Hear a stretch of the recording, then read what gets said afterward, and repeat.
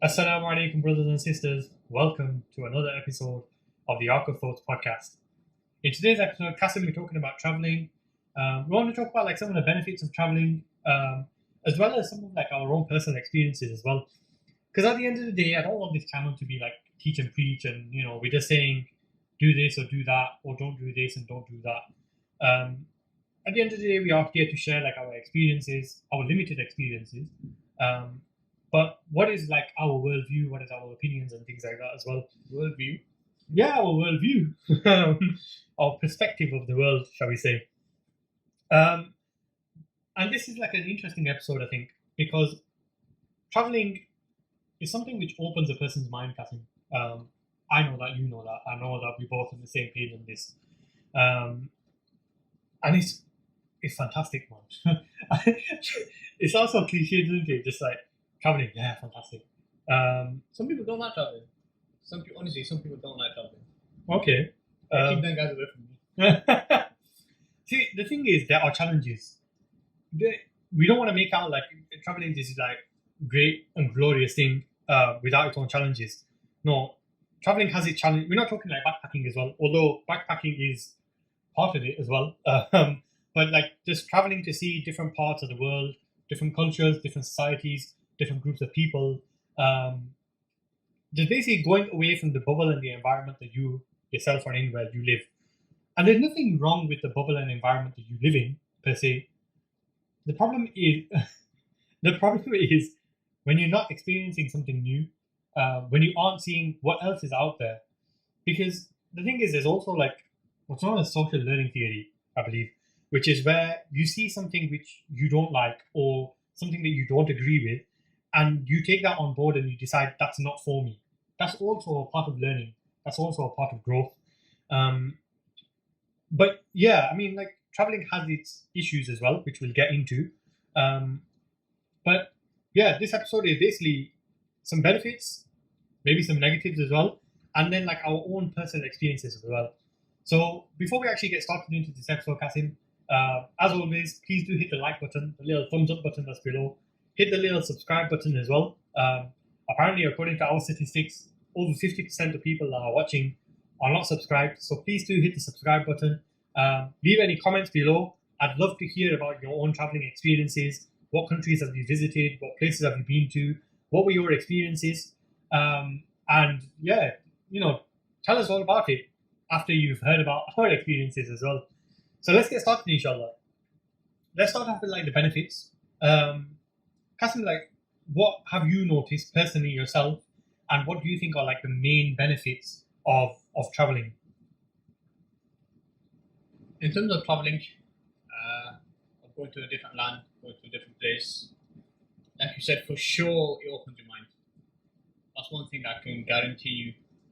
It allows a person to broaden his horizons. Mm-hmm. It allows a person to understand things in context. When you go to a country, and sometimes maybe you see people who are very rich, or sometimes you see people in dire poverty. Mm-hmm. It makes you understand of what the hell's going on in the world. Then it makes you realize as well that 1 second, the world's a very complicated, very complex place, and every single place is different. Mm-hmm. But yeah, traveling, it's amazing. I think, like you said, it's one of the best ways of learning anything in life. I personally think on my personal journey of traveling to different countries, I learned more in my time traveling than I learned anywhere else.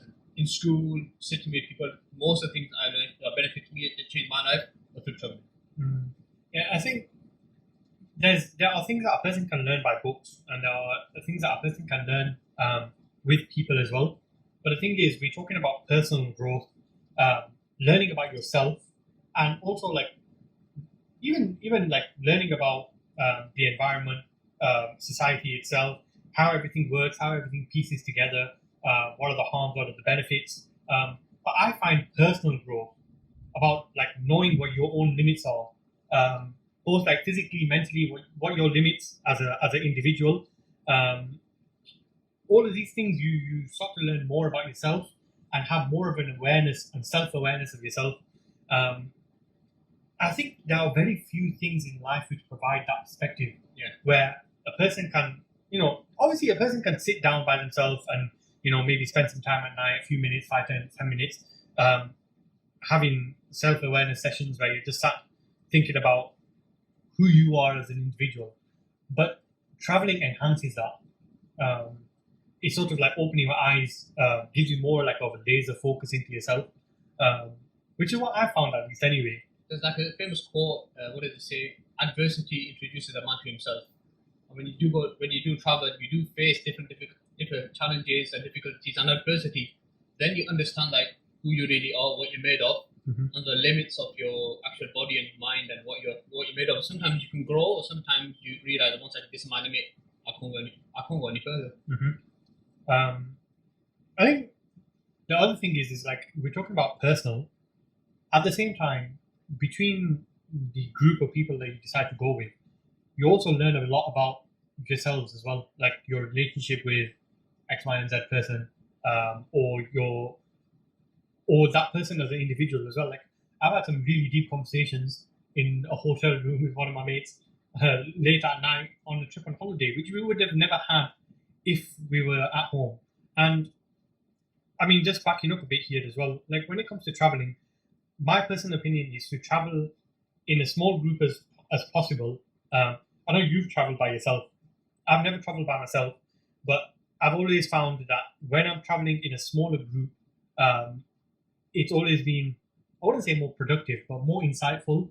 That's not to say a large group hasn't been insightful, but I've just found that a smaller group is, especially when you're going away, it's easier to handle.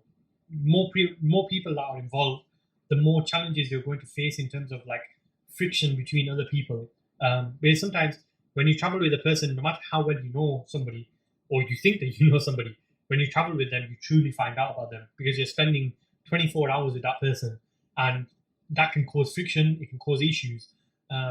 So my advice is always to travel in a smaller group, or if you got the guts to do so, then travel by yourself.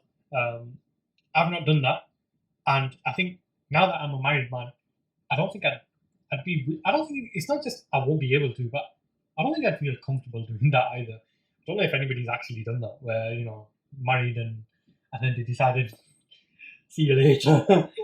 And then got reason. I don't think I can do that. That's not just me saying it just to make my wife happy or anything, but I don't think I could do that. But yeah, I don't know.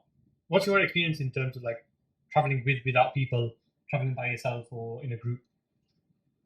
I don't know. I think traveling alone, I think it's amazing. Mm-hmm. Like, alhamdulillah, like traveling alone. The thing is, when a person knows his own limits, he knows what he can do and what he can't do. Mm-hmm. Like you said, sometimes when you're with people, that one thing I don't like is when people complain. That really puts me off. Mm-hmm. Because one problem is that when people do travel, they go to different places, they expect everything to be like home. Mm-hmm. And I'm always like, it's never going to be like, don't expect to find Britain in other places because it's not going to be there. And you don't want that. And you don't want it. You came for a different experience. Mm. So I just like traveling alone because if you face difficulty, you face difficulty. If you face ease, it's ease. I don't like people around who whine and who complain. I just want to get on. I want to enjoy the experience. Mm-hmm. And so most of the times when you go through something which is difficult, those are often the times you remember. Mm-hmm. And you become grateful that you went through that experience. Why? Because usually those are the times or the moments where you actually grow yourself. Mm-hmm. So for me, I advocate traveling alone. I advocate traveling with people, but like-minded people who have some sort of discipline, some sort of tolerance, mm-hmm. just so your traveling is made as easy as possible. Mm-hmm. Yeah, you definitely need to travel with people who are tolerant. Yeah. Intolerance is just going to lead to friction between the group, and like you mentioned, like-minded people as well. I mean, let's not kid ourselves. We know that people go on holidays now, and unfortunately are going on holiday to, let's say, release the shackles. And if you're going on holiday with somebody who wants to release the shackles that they have and enjoy quote unquote freedom, and you aren't entirely happy with that, then that's just going to cause so much problems between the group, because you're going to have one group of people that are doing something over here and the other group are not participating, and it's just going to lead to more harms than it is good. So definitely traveling with like-minded people. The other thing is also traveling to a place in which you're all going to enjoy that as well. Let me give an example, right? And I know that some people may not agree, and that's perfectly fine. At the end of the day, this is opinions. Personally, the idea of traveling to Dubai doesn't entice me. Okay, it doesn't make me think to myself, I want to go there, right? And I understand that there's going to be people that are going to turn around and say, no, there's X, Y, and Z to do in Dubai, and I want to go there. That's perfectly fine. If that's what you want to do, that's what you want to do. But that's not for me. So if somebody said to me, Yasin, we want to go on holiday, the place we want to go to is Dubai, I'd be like, no, thank you, I'm okay. I'm with you on that one. Yeah, that's not for me. So travel to a place that you want to go to. At the end of the day, you're spending money, and how much you're going to spend is obviously going to depend on where you're going to go and what kind of luxuries that you want. But travel to a place that you want to go to. Later on, after we've got through like all the benefits and maybe some of the negatives, we'll talk about where we've been to, and hopefully that'll provide maybe somebody who wants to go traveling some ideas of where they want to go to. But definitely between who you're with, decide on a location that you're all happy with. Decide on a place that you're all happy with. I know what I do is, if you go on like my phone and you get Google Maps out, you'll find loads of stars of places that I want to go to. Inshallah, Allah subhanahu wa ta'ala give me the ability, not just the ability, but the finances as well, to go to all these places as well. But yeah, man, we have a long list of the places that we want to go to, inshallah. I don't know, what do you want to say about like places to travel to? Like you said, I just wanted to mention something that I remember asking a group of maybe youngsters where they wanted to travel to, and the majority of them either said Dubai or Ibiza, and they said, "I'm very sorry, but that gives me a very good indication of what your concept of fun is and what you have going on in your life." I said, if somebody said to me like a different place, just say somebody said to me, "I want to go to Uzbekistan," I'd be really intrigued. I actually want to go. For example, I'd be really intrigued about that person. There's something different about this person. Because everybody else, all you see on TV, you see people going to Dubai, you go to IB, all these places, because there's only certain things which are there. And I'm very sorry for this, I don't care what people say, but like, people who usually go to Dubai are quite shallow people. It is what it is. There's nothing funny Dubai, it's like a tall building, some lights, a place where you can take nice photos for your Instagram. That's about it. You're not going to find anything good there. For most of the things. There are some good places in the UAE, but like Ain and Ras Al Khaimah, not in Dubai, in these places, okay? But yeah, it's like, one dream that I have that you mentioned as well is that I want to visit every single Muslim country in the world. That's like one goal I have in my life, but I want to kick off. If I can go and visit that place, I will go to visit, inshallah. I think the other benefits that we want to talk about is like meeting new people, Kasim, and having like these international friendships that you develop. We have, alhamdulillah, because of the travels that we've done, we now have friends that are in different countries in the world, and these people have visited. Like, I've had these people visit the UK, and we meet up, and it's such a buzz, man. Seeing somebody that you met in a different country come to the UK, or that if you were to visit their country and you were to ring them up and say, "Listen, I'm coming," and they'd be more than happy to host you at their house, or take you out for a meal, or show you around that particular place, and that's amazing, man. And then you can bounce off these different people that are around the world. Talk to me about that, Kasim. Like when you were in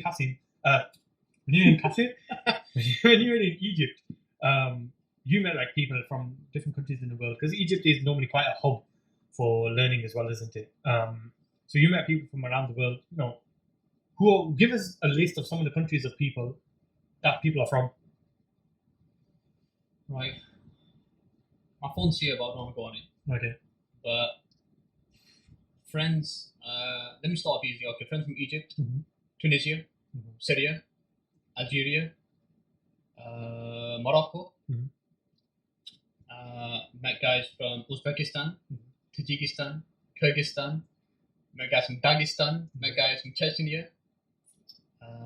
Met guys from India, Pakistan, Bangladesh. Met guys from Yemen. Met guys from some parts in Africa, Sierra Leone, Nigeria. Nigerian brothers are amazing.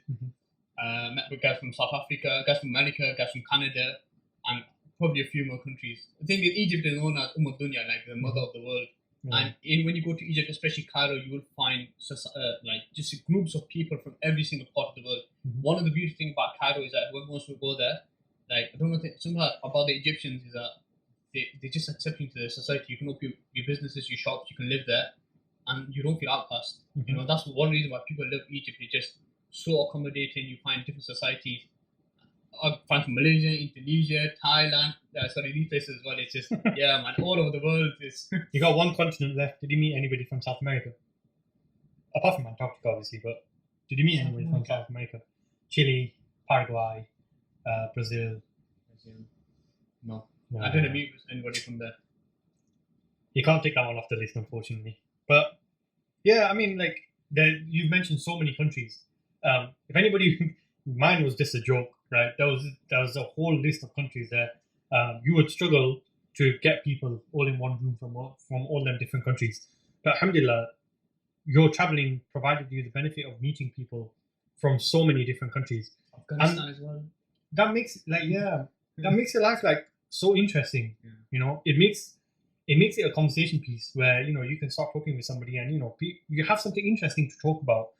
It also makes you like tolerant of other cultures, other societies, ways that people from different countries do things. Like I'm fairly sure those brothers who are from Transacciona, like the Uzbekistan, Tajikistan region, they have certain things that they do, or they have certain ways in which they do things, or they have certain types of food that they eat, which is completely different to how maybe we eat, to completely different to the way that our African brothers and sisters live their lives. And that's interesting. Like, I hate this idea of people saying unity is doing the same thing, or having the same understanding, or doing things in a exactly the same way.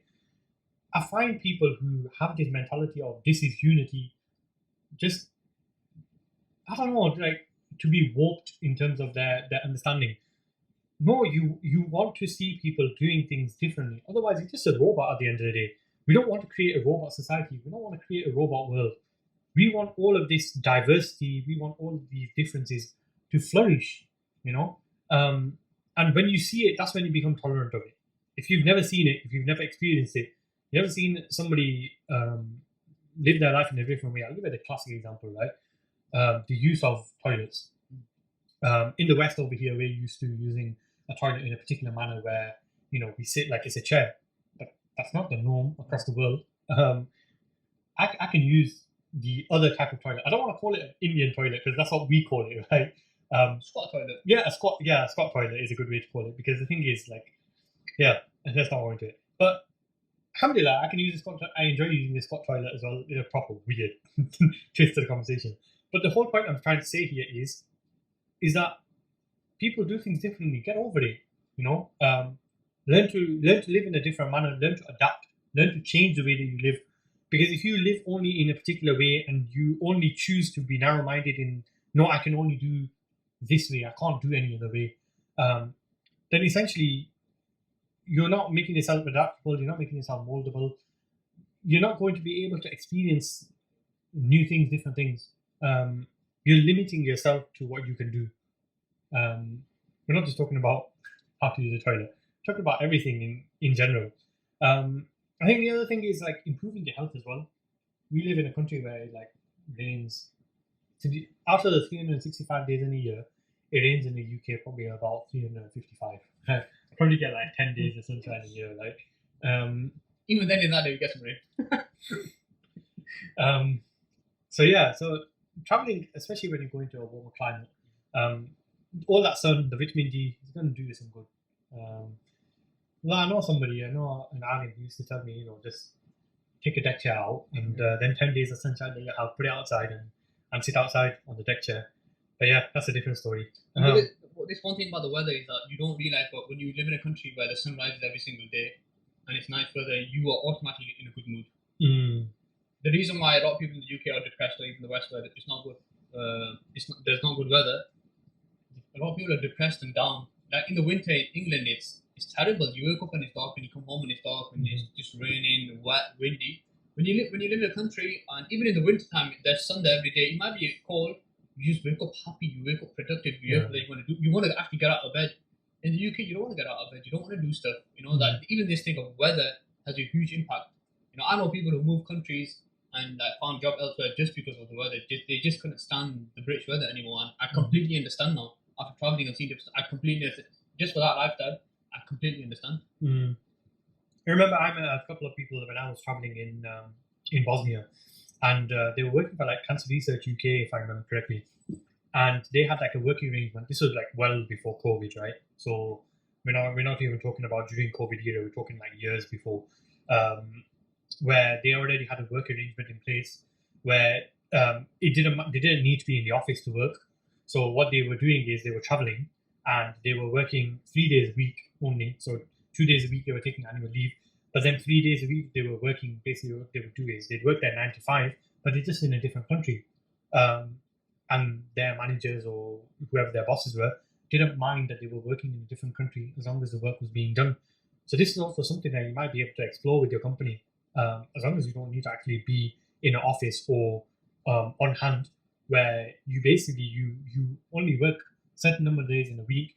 You do your hours as well. I'm not saying to you that you're flaunting around a different country and you're not working. No, you do your hours. You fulfill your trust that you have, but after you've done that, you're in a different country. You can go explore. After you finished your 8 till 4, you go outside, you step outside, and you're in a city somewhere, or not in a village because you probably need Wi-Fi, right? Maybe villages you can find Wi-Fi. Yeah. But yeah, that's definitely something that you could also try as well. But trying different cultures, so trying different foods, tasting different types of food and stuff. I think we've mentioned it in previous episodes. You can tell we enjoy it. Sorry. You can tell that we enjoy our food, right? So when we try something new, alhamdulillah, man, bring it on. As long as it's halal, I'm happy to try it. Definitely. So yeah. The other thing is like creating memories, Kasim. Oh yeah. Some of the trips that I've been on, you have like standout moments where you remember things that you've done on holiday. Like, unless you travel, you're not going to have these moments to remember. I don't want to talk about like taking photos and things like that. I know some people are not advocates for it, but okay, I'll touch on it slightly. But so when you're taking photos and stuff, you can go back to them, photos of yourself or whichever area that you've been in, and you go back and you just remember them happy memories or that place that you were, and it puts a smile back on your face.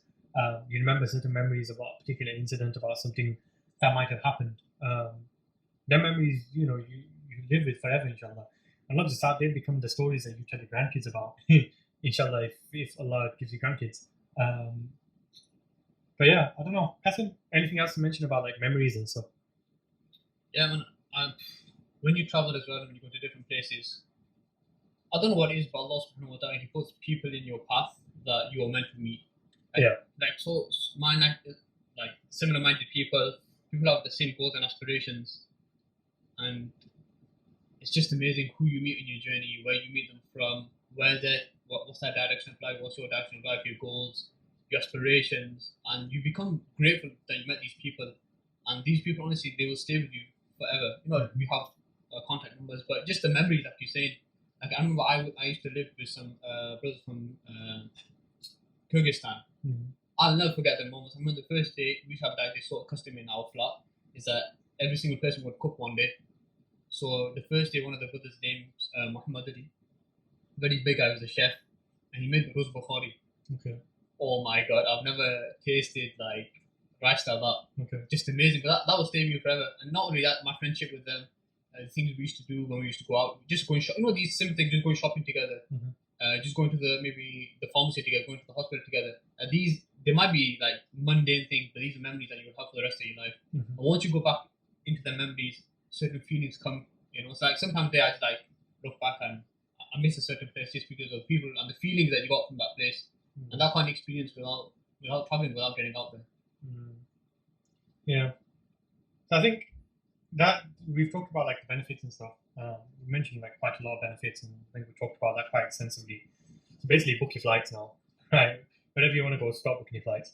But yeah, I think some of the things is you've got to learn to deal with like bugs in other countries, we're quite lucky here in Britain where we don't really have like many insects and flies and mosquitoes, spiders, things like that. We don't really need to deal with them too much. But you're going to have to learn to live with it if you're going to travel. It's part and parcel. Food is not always going to be to your liking. Whilst we mentioned like the good side of trying different foods, unfortunately there is going to be some things that you're not going to like. Just get on with it. I think we've talked about it in the food episode that we previously discussed. I think it was episode 3, where we mentioned about, there are some people who choose to live their life in a way where they're living to eat, whereas our understanding is you eat to live. So, whatever food comes your way, inshallah, just deal with it. I remember like a couple of holidays we've been to, we've just, for breakfast, we just had to go out, go to the corner shop, get like a loaf of bread, get a jar of Nutella, get one of them plastic bags, and we just sat on the side, just like putting Nutella on the bread, and that was our breakfast. You deal with it. That's one thing. When you go to a different place, you go to a different culture, eat what the locals are eating, so you understand like how their life goes. Don't expect that wherever you go, you're gonna get the food that you get in Britain, like we said. Yeah. And don't go everywhere just like eat from fast food chain like McDonald's or KFC. Even if it's in a Muslim country, yeah, you can try it. But don't live off that. Understand what the local people are eating. And you become appreciative sometimes. That wow, look, these people eat such some good food, or their delicacy just vegetables, and they can deal with that, and they're happy with that. And just understand different cultures. Don't be like, don't be excluded from that. Yeah. I think the other thing is like sleeping arrangements. If you can live in a way where you're not too picky in terms of your sleeping arrangements, alhamdulillah, you'll be able to travel far and wide. Because if you can deal with like sleeping in places that aren't luxury, essentially, you're paying for a cheaper hotel. You're paying for a cheap bed. I spent a few nights in places for less than a tenner. It's not going to be the luxury necessarily that you want, but you learn to live with it. It costs less than a tenner. Book up and live with it. But it just means that you're not spending as much money and you're able to travel. If you're looking for the 4-star, 5-star hotel everywhere you go, good luck. You're rinsing your bank account. You're not going to be able to go to many places at all. So become less dependent upon like your luxuries. Learn to get by. Learn to live. Learn to deal with challenges. Learn to know what's the essentials of life. Yeah. The purpose of the essential for sleeping is not to have a king size bed. It's just to have some space and something you can lie on, whether that's a mattress or a mat. But the purpose is for you to sleep. Learn the essentials of life, not the luxuries of life. If once you start to learn the essentials, your life becomes very simple and you can do a lot of things. Then you become like this sort of, how do I say, this person who can just adapt to different environments, and wherever he can live. But if you, like we said, keep going back to the thing of if you expect luxuries, then I'm sorry, you're very limited what you can do. Yeah, I agree. So I think we've discussed like the benefits, the sort of things that you need to keep an eye out for. I think now we'll just finish up with some like personal experiences. So Kasim, just give us like give me a breakdown of which countries you've been to, and maybe like just a short story, not too long or anything, about that particular travel, or just something to mention. I'm sure there'll be people that basically they've heard this episode now and they're raring to go. COVID is inshallah coming to an end. The world's starting to open up slowly. People are getting ready to book their flights and fly away. They now need to find out where can we go. So take it away. Let's mention some places. Been to America. Don't recommend it. I honestly don't. Honestly, America is not what you see in the TV. Been to Turkey. Been to Egypt. Been to Pakistan. Been to Saudi. Been to France. Been to Netherlands. Been to different places. For me, I'd say one thing: every single country, every single city has its own vibe. There's not one place where it has the same vibe. Every single place is special. For me, just one of my things that, because we're all Muslims, and I said before, aspiration is to go to the Muslim lands, and the Muslim lands are beautiful. Like, you've been to Morocco, isn't it? And like you can tell as well, like it's just beautiful. Egypt, like you go to parts of Egypt. For example, you go to like Azhar, and you go to like it's called the Hayy of Azhar, the neighborhood of Azhar. Once you go in, like I'm not lying, you go back 1,000 years. You could just feel how ancient and how like magnificent it is, and the walls are different, the architecture is different, the life's different. Again, Turkey, you've been to, I think you went Fatih, I've been to Fatih. it's like you're back in the period of the Osmani. It's just amazing. It's beautiful. It's just you see different things, and I can't advocate enough of going to different places. And we've got like we want to go to Uzbekistan. We want to go Tajik. We want to go to all these different places, and these are like goals and aspirations that we should have. Makkah is different to Medina. You know, every place is different. You know, that's the only thing I can say. And you'll meet amazing people. You'll see amazing people, and you'll make memories for a lifetime. And like you said, you want to tell your grandchildren or something. You don't want to say, yeah, just I worked my entire life and this amount of money. You're like, okay, granddad, I'm not gonna come and talk to you again. Yeah, that's really important. That so I'll give a quick breakdown of like some of the countries that I've been to, and then we can end on there, inshallah. So obviously, I'll start with India because my heritage is in India. Alhamdulillah, I've had multiple opportunities to visit family, and I really do recommend it. That you go to whatever your heritage is, you see what life is like there, especially if your parents are from there as well. Go back and see where your parents grew up, what kind of life that they lived. And I'm very lucky in that sense that my mum and dad gave me the opportunity to go back multiple times to go see. And my dad does tell us a lot about the kind of lives that they live, and you become more appreciative and you have more of an understanding. So I'm very grateful for that. I really enjoy it when my dad sort of like talks about where he's been to as well, and how he sort of got around, because they're traveling very different to the way that we travel, and he's got some stories. So especially if your parents have, even just like if they've come from abroad, find out about how they came. Sorry, a bit of a tangent, but yeah. Alhamdulillah, I had the opportunity to go to Makkah and Medina as well, although I was very, very young and I don't remember much. So inshallah, Allah subhanahu wa ta'ala give me the ability to come back soon. That He calls us all soon back there, inshallah. That's definitely like priority on the list. Then alhamdulillah, I've been to France. Won't say too much about that, but yeah, anyway. Like you mentioned, we went to Morocco with a group of lads, and we had the opportunity to do some work in terms of some charity work, anything. But we gave some food at an orphanage. We went to a village which was quite poor and distributed some food and stuff, and that was like an amazing experience, Kasim. Like, if ever you get the opportunity to do some charity work in different countries, I know that there are some charities that are UK based that provide that.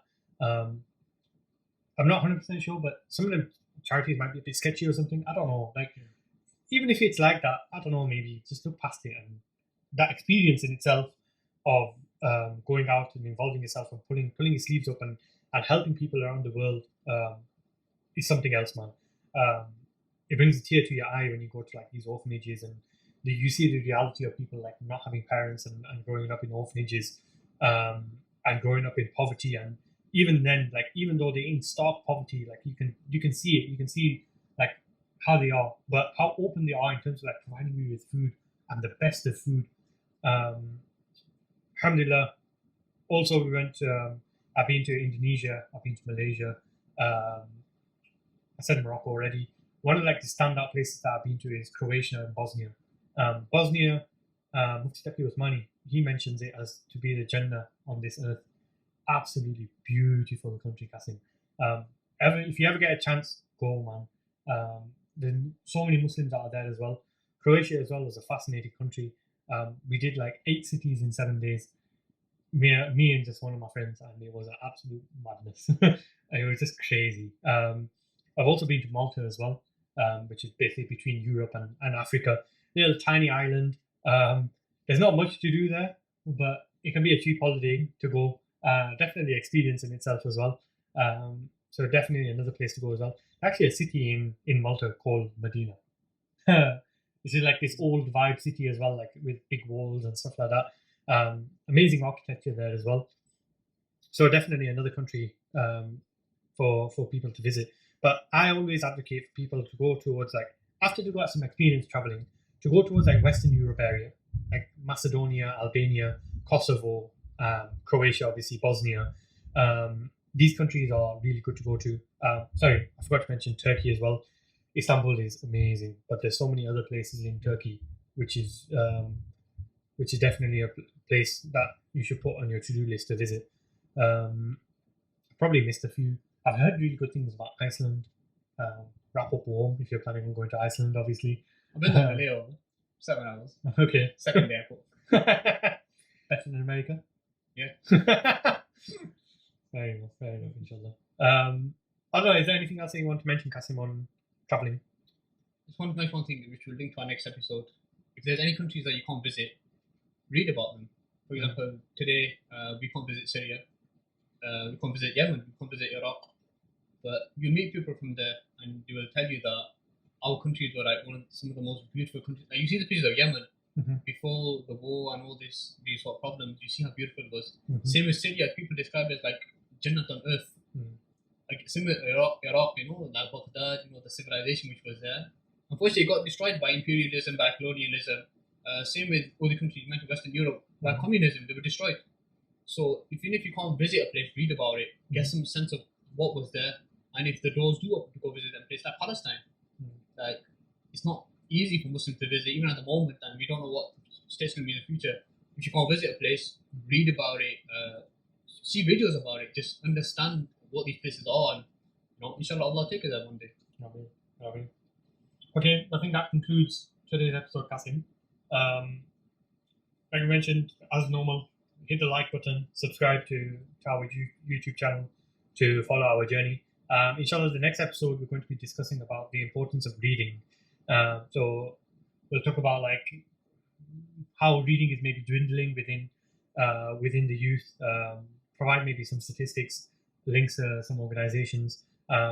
Provide some benefits in what you can, how reading will benefit you as an individual, as well as maybe some book recommendations. Maybe let's see how it goes, inshallah. Jazakallah for listening as always, and we'll see you in the next episode, inshallah.